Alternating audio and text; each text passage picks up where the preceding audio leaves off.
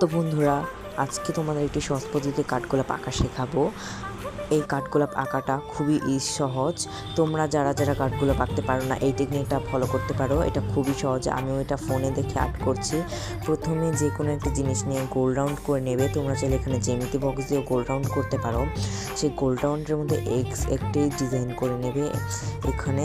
এবং আমি আগে বলে দিচ্ছি, এখানে আমি আগে ট্রাই করেছিলাম, তার জন্য এখানে নিচে একটা ছাপ রয়েছে, তাই খুব একটা ভালো লাগছে না দেখতে।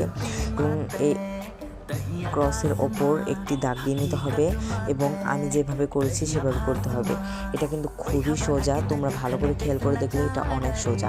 আপনি নর্মাল কাঠগোলাপ আঁকতে গেলেও কিন্তু প্রচুর পরিশ্রমের দরকার হয় এবং সেটা খুব একটা সুন্দর হয় না, কিন্তু এই টেকনিকটা ফলো করলে খুবই সহজ পদ্ধতিতে করতে পারবে।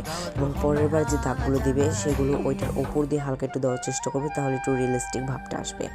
তোমরা খেয়াল করে দেখো, এটা কিন্তু খুবই সহজ ছিল।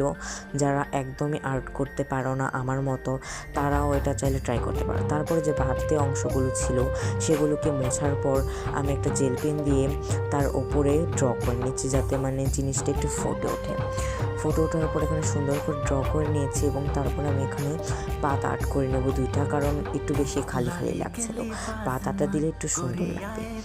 তারপরে পাতাটা দেওয়ার পর আমি পাতাটার উপরে জেল পেন্টে ড্র করে নিয়েছি এবং এখানে আমি এখন কালার করব। এর মধ্যে আমি ইয়েলো কালারটা ফার্স্টেই করেছি। ইয়েলো কালারের পর আমি এখানে অরেঞ্জ কালারটা দিয়েছিলাম, যেটা ক্যামেরা অফে। তারপরে আমি পাতাগুলোতে সবুজ কালার করে নিয়েছি। ফাইনালি হয়ে গেছে। কেমন হয়েছে কমেন্ট করো।